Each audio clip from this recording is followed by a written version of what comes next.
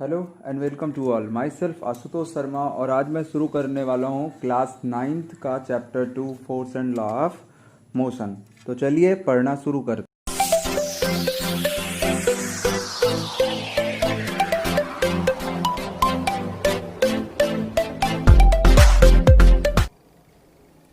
जैसा कि आप जानते हैं कि अगर हम अपने घर के डोर को ओपन करना चाहें तो हमें डोर को ओपन करने के लिए एक एफर्ट करना पड़ता है, डोर को पुश करना पड़ता है। और अगर हम अपने डोर को क्लोज करना चाहते हैं तो फिर हमें एक एफर्ट करना पड़ेगा, डोर को पुल करना पड़ता है।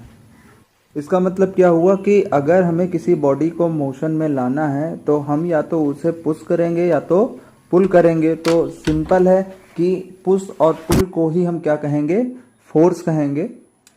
यहाँ से हम कह सकते हैं कि फोर्स क्या होता है, पुश और pull on a body is called force.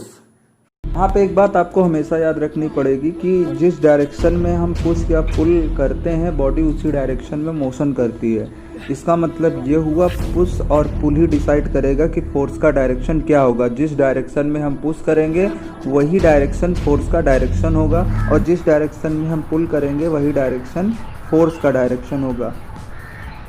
एक बात आपको और ध्यान रखनी है, फोर्स सिर्फ और सिर्फ बॉडी को पुश और पुल नहीं कर सकता। किसी बॉडी को लिफ्ट करना, किसी बॉडी को स्ट्रेच करना, किसी बॉडी को ट्विस्ट करना, किसी बॉडी को प्रेस करना, इन सब में फोर्स की ज़रूरत होती है। आपने देखा होगा कि किसी फुटबॉल को पुश जब हम करते हैं, किक करते हैं, किक एक तरह का क्या है, पुश है, तो फुटबॉल क्या करने लगता है, मोशन करने लगता है। इस तरह से फाइनली हमारे फोर्स का जो डेफिनेशन मिला वो क्या मिला, force is equal to push and pull. So a push और pull on a body is called force. Next हम देखते हैं इफेक्ट ऑफ फोर्स के बारे में।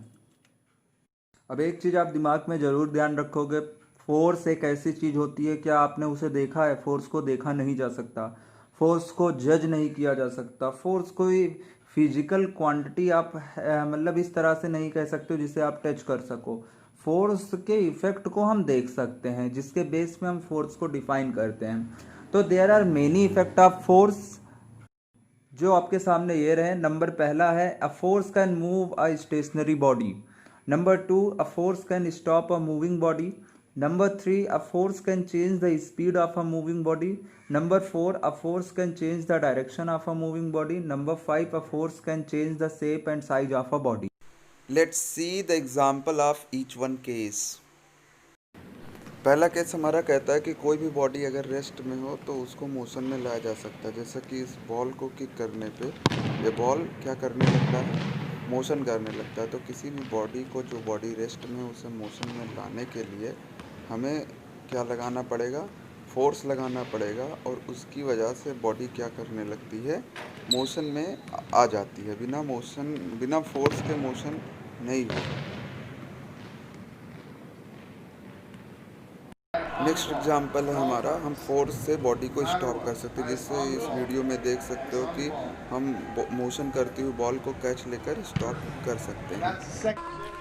हमारा नेक्स्ट एग्जांपल है, अगर कोई बॉडी मोशन में हो तो हम उसके स्पीड को बदल सकते हैं। जैसा कि इस वीडियो में देखते हो कि ज़्यादा फोर्स लगाने पे इंजन क्या करता है, गाड़ी की स्पीड को कम या ज़्यादा कर सकता है।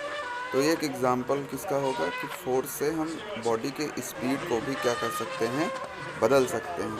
अगर कोई बॉडी किसी दिए गए स्पीड में मोशन कर रही हो और आप चाहते हो उसकी स्पीड कम या ज़्यादा हो जाए, तो आपको क्या लगाना पड़ेगा, फोर्स अप्लाई करना पड़ेगा। अगर आप फोर्स अप्लाई नहीं करोगे तो बॉडी की स्पीड भी ना तो घटेगी ना तो बढ़ने वाली है। हम ब्रेक लगा के बॉडी की स्पीड को कम कर सकते हैं और एक्सीलरेशन का अप्लाई करके बॉडी की स्पीड को इंक्रीज़ कर सकते हैं।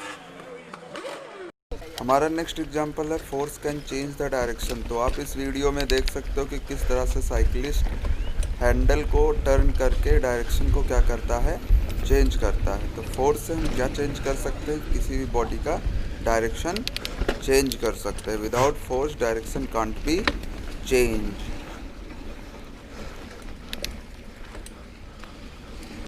अगला एग्जांपल है, force can change the shape and size. जैसा कि आप देख सकते हो इस ब्लास्ट के बाद उस जगह का शेप एंड साइज किस तरह से चेंज हो गया है। तो ये आप देख सकते हैं कि एक फोर्स क्या कर सकता है। फोर्स क्या कर सकता है, किसी बॉडी का शेप और साइज चेंज कर सकता है। तो these are examples. I hope कि आपको समझ में आ गया होगा सब कुछ।